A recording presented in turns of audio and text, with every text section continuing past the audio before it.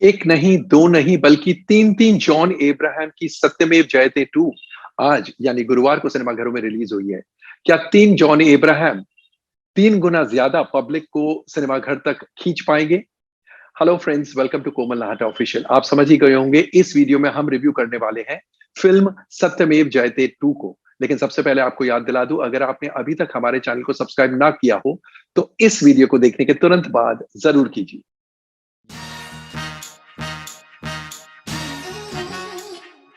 सत्यमेव जयते 2 सत्यमेव जयते सीरीज की दूसरी फिल्म है। यह कहानी है ट्विन ब्रदर्स की, सत्या और जय, both played by John Abraham. Satya एक मिनिस्टर है जो बहुत ही प्रिंसिपल्ड मिनिस्टर है, और जय एक अपराइट पुलिस ऑफिसर है। दोनों करप्शन के खिलाफ लड़ते हैं अपने अपने तरीके से। और उनके पिताजी थे Dada Saheb, again played by John Abraham. Dada Saheb एक बहुत ही हार्ड वर्किंग किसान थे और वो पीपल्स राइट्स में बहुत यकीन रखते थे। उन्होंने अपनी जान देश के लिए कुर्बान कर डाली। तो कहानी कुछ ये है। अब सबसे पहले डाइसेक्ट करते हैं, एनालाइज करते हैं इस फिल्म की स्क्रिप्ट को, यानी कथा, पटकथा और संवादों को, जो लिखे हैं मिलाप मिलन जवेरी ने, जो कि इस फिल्म के डायरेक्टर भी है।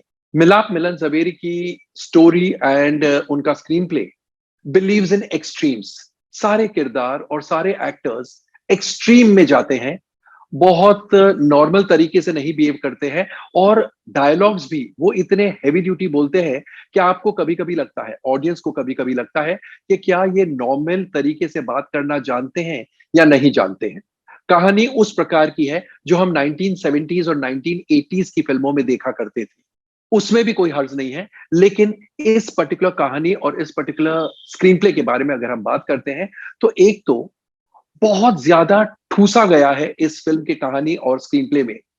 इनफैक्ट ऐसा लगता है कि राइटर ने यह सोचा कि हर ऑडियंस के लिए कुछ ना कुछ होना चाहिए, इसलिए ये भी डाल दो, वो भी डाल दो, करप्शन भी बता दो, रेप भी बता दो, ड्रामा भी बता दो, मेलोड्रामा भी बता दो, and in the process wholesome entertainer बनाने के बजाय उन्होंने क्या बना दिया है, अ हॉच पॉच स्क्रिप्ट, जिसमें बहुत सारी चीजें हैं लेकिन कोई भी चीज का इंपैक्ट पूरी तरह से नहीं पड़ता है। और हीरो की भूमिका में एक ही एक्टर को ट्रिपल रोल में लेना, that's not the most intelligent thing to do. जहां 3 कैरेक्टर्स एक ही हीरो प्ले करते हैं, वहीं एंटागनिस्ट एकदम ही वीक है। एक्चुअली एपिसोडिक एंटागनिस्ट है जो वैसे ही कमजोर है, और जो मेन एंटागनिस्ट या मेन विलन है वो भी कमजोर है कैरेक्टर के हिसाब से। तो स्क्रिप्ट में बहुत सी खामियां हैं। और एक और खामी यह है कि इस फिल्म में कॉमेडी या लाइट मोमेंट्स है ही नहीं। रोमांस ना के बराबर है, और इमोशंस के नाम पर बिल्कुल कतई रोना नहीं आता है। तो emotions, romance, comedy, 3 major pillars of an entertainer वो गायब हो फिल्म में। यानी एक्शन भरपूर है। और मिलाप मिलन जवेरी ने सोचा होगा कि मेरी टारगेट ऑडियंस तो मासेस है, लेकिन शायद उन्हें ये नहीं पता कि आजकल मासेस का भी जो देखने का अंदाज है वो काफी बदल गया है, और इसलिए वो भी बहुत अच्छी मास अपीलिंग फिल्में चाहते हैं, बहुत नया और बहुत फ्रेश ड्रामा चाहते हैं, जो कि इस फिल्म में नहीं है। और जो क्लाइमैक्स है वो तो it borders on the ridiculous. Actually इतना बचकाना क्लाइमैक्स है कि आपको ऐसा लगेगा कि ये क्लाइमैक्स लिखा कैसे और एग्जीक्यूट कैसे किया, क्या सोचकर लिखा, क्या सोचकर एग्जीक्यूट किया। और जहां तक मिलाप मिलन जवेरी के डायलॉग्स का सवाल है, वो डायलॉग्स इरिटेट करते हैं, क्योंकि कोई भी बात सीधी या नॉर्मल तरीके से कोई कहता ही नहीं है। हर एक्टर, हर किरदार कुछ बहुत ही फ्लारी लैंग्वेज में और तुकबंदी के साथ डायलॉग्स कहता है। तुकबंदी आपको 2, 4, 5, 10 बार पसंद आ सकती है, लेकिन पूरी फिल्म में सारे किरदार तुकबंदी के साथ डायलॉग्स कहे तो आप कितने इरिटेट हो जाएंगे, ये आपको एहसास होगा जब आप ये फिल्म देखेंगे। ये तो ही बात स्क्रिप्ट की। अब एक नजर डालते हैं एक्टर्स के परफॉर्मेंसेस पर। जॉन अब्राहम का परफॉर्मेंस ऑर्डिनरी है। एक और बात, दादा साहेब जो फादर जॉन अब्राहम होते हैं, वो ऐसे चीखे मार मार के डायलॉग बोलते हैं। Instance in point is the speech he makes about the independence day.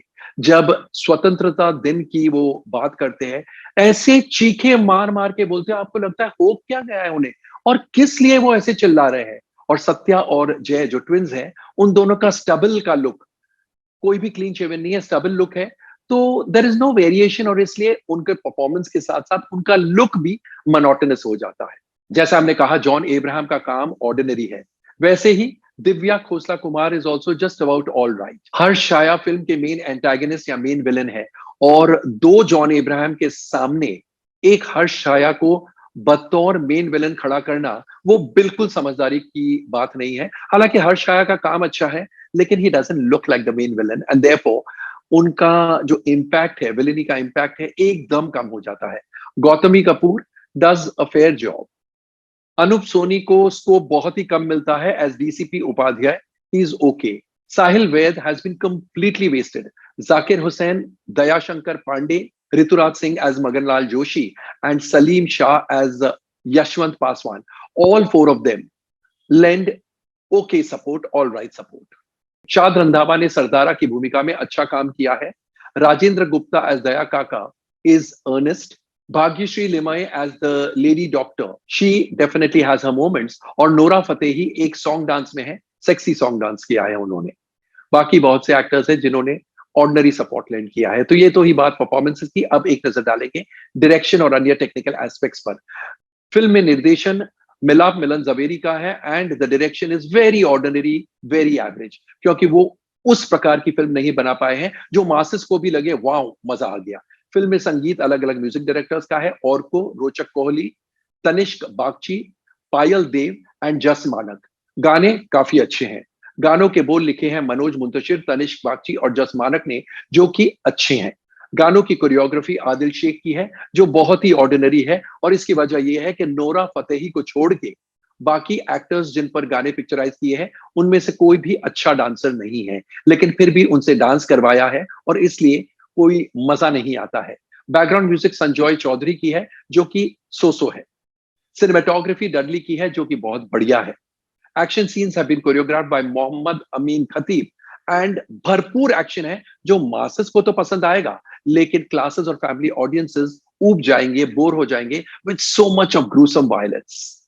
Production designing by Priya Suhas and art direction by Vijay Dhondiram Ghodke are all right, and Mahir Zaveri's editing is okay. तो all in all Satyamev Jayate 2 इस फिल्म में multiplex audience और classes के लिए खास नहीं है, लेकिन यस मासेस के लिए and predominantly mass centres and single screen cinemas के बलबूते ये फिल्म ऑर्डिनरी या एवरेज बिजनेस जरूर कर पाएगी। यानी एक सेक्शन ऑफ द ऑडियंस को डेफिनेटली ये पसंद आएगी, बिकॉज एक्शन बहुत ज्यादा है। तो दोस्तों कैसा लगा हमारा रिव्यू ऑफ सत्यमेव जयते 2? कमेंट सेक्शन में जाकर अपने कमेंट जरूर पोस्ट कीजिएगा, एंड अगर आपने भी फिल्म देखी है तो हमें ये बताइएगा कि आपको फिल्म कैसी लगी। थैंक यू, शुक्रिया, टाटा।